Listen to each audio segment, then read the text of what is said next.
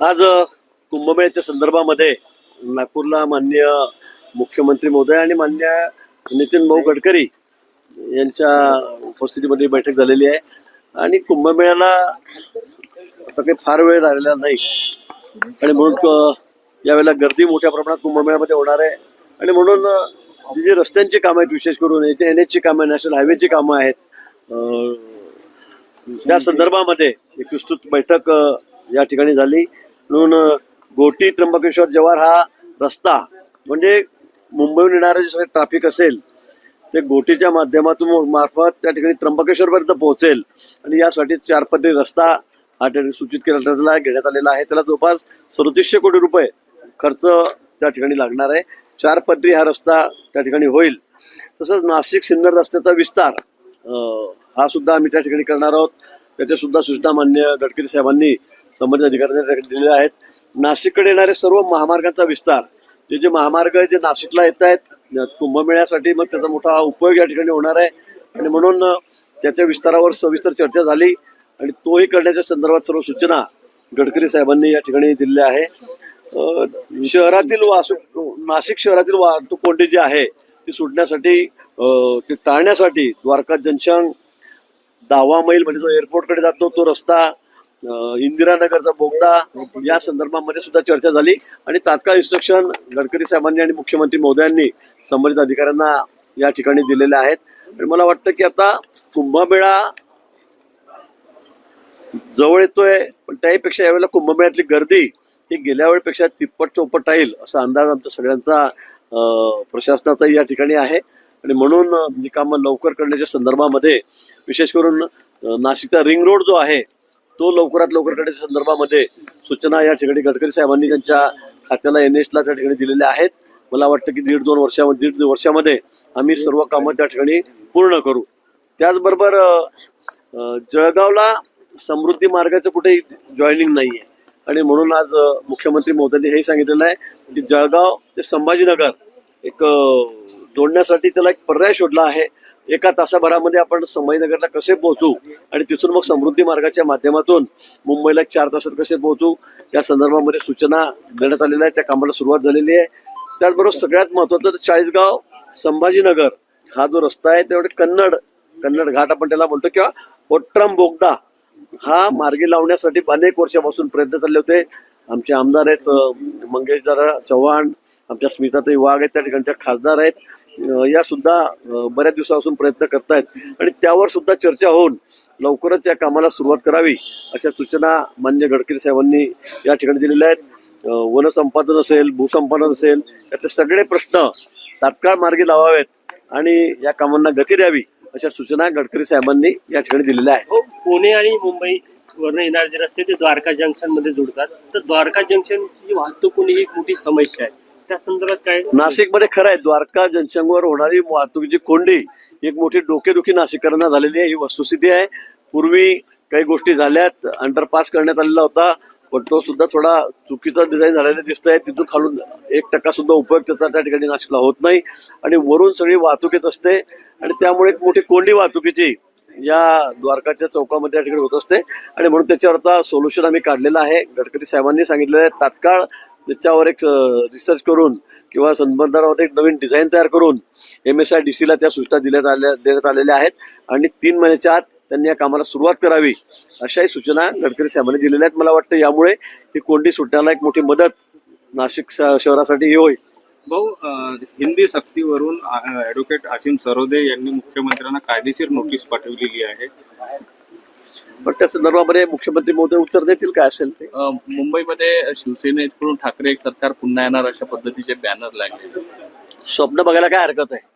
ते तर संजय राऊतांनी मागे पंतप्रधान देशाचे उद्धवजी चांगले होऊ शकतात, चांगला देश ते सांभाळू शकतात हे सांगितलं होतं. त्यांचं स्वप्न ते पण आहे की उद्धवजी पंतप्रधान कसे होतील. स्वप्न बघायला कोणाला काही लागत नाही, त्यांनी बघावं.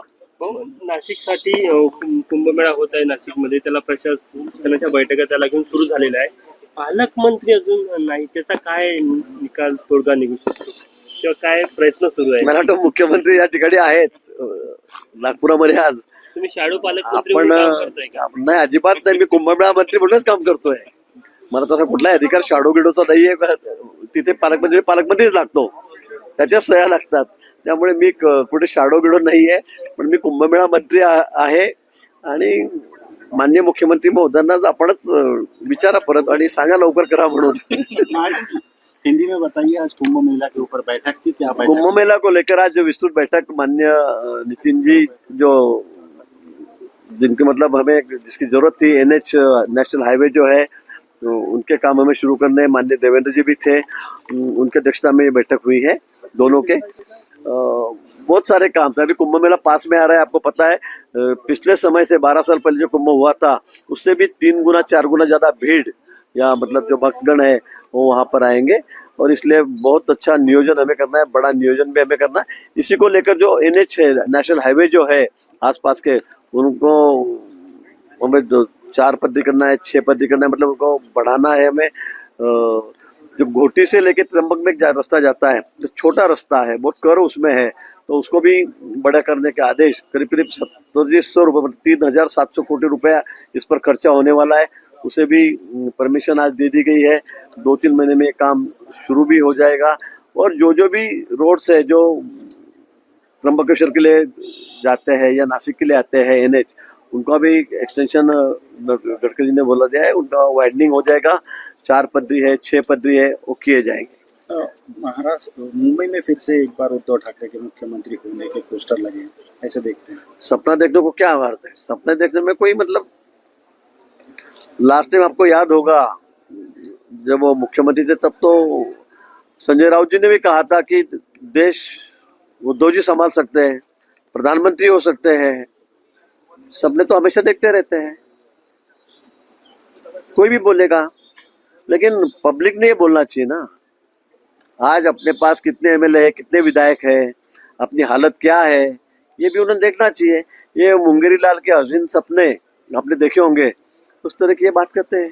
तुळजापूरमध्ये समाजवादी पार्टीचे अबू आझमी यांचा वाढदिवस होता ना, परवानगी नसताना त्या ठिकाणाहून रॅली काढण्यात आली आहे. पोलिसांनी मात्र कुठली कारवाई केली नाही. मुझे उसके बारे में कोई मालूमात नहीं है, लेकिन अगर किसने कंप्लेंट की, अगर गलत किया होगा तो उसमें पुलिस कार्रवाई करेगी. गडकरीजी म्हटलं आहे की आतापर्यंत जी 18 वर्षाचं काम झालं आहे ते फक्त रील होती, आता पूर्ण पिक्चर बाकी आहे. न्यूज रील थी, अभी पूरा पिक्चर बाकी है. नहीं, सही बात है, गडकरी जी ने कहा है वो सही बात है. आप देखेंगे कि 11 साल माननीय मोदी जी, इनका प्रधानमंत्री जी का कार्यकाल पूर्ण हुआ है, और इस कार्यकाल में जो काम हुए, अब इंफ्रास्ट्रक्चर के काम देखो, हर तरफ जाके देखो, रोड्स के काम देखो, रेलवे के काम देखो, एयरपोर्ट के काम देखो, और सारे इंफ्रास्ट्रक्चर देखो, गरीब कल्याण की योजनाएं देखो.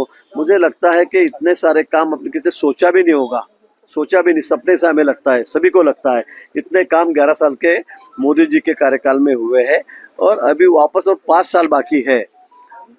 देश की अर्थव्यवस्था में आगे ले जाना है, देश को आगे बढ़ाना है, विकसित भारत की तरफ हम अभी जा रहे हैं. तो मुझे लगता है गडकरी साहब ने जो कहा वो सही बात है. ये ट्रेलर हो गया, आने वाले 4 साल अभी बाकी है. उस 4 साल में अब देखो क्या क्या होता है. आपके मित्र हैं एकनाथ खडसे जो है संघ की बैठक में जो है शामिल. आक्रमक झाली आहे. हिंदीच्या सक्तीमुळे महाराष्ट्रात नवनिर्माण सेना आक्रमक झाली, आंदोलन करत आहे. त्यासोबतच मुंबईमध्ये त्यांनी बॅनरबाजी सुद्धा करणं सुरू केलं आहे. सरकारची काय भूमिका आहे? सरकारची भूमिका माननीय मुख्यमंत्री महोदयांनी स्पष्ट केलेली आहे. आणि आता निवडणुका आले की सगळे बॅनरबाजी चालतात, वेगवेगळे विषय लोक हाती घेत असतात, तसं ते चाललेलं आहे. आपके मित्र हैं एकनाथ खड़से जो है संघ की बैठक सभाओं में जो है शामिल हो रहे हैं. फिर से एक बार आपको किसने कहा मेरे मित्र है करके? आपके घनिष्ठ मित्र हैं, चर्चा तो यही हमेशा रहती है. आप दोनों एक दूसरे को काफी प्यार मोहब्बत जो है कैमरे के सामने दिखाते हैं.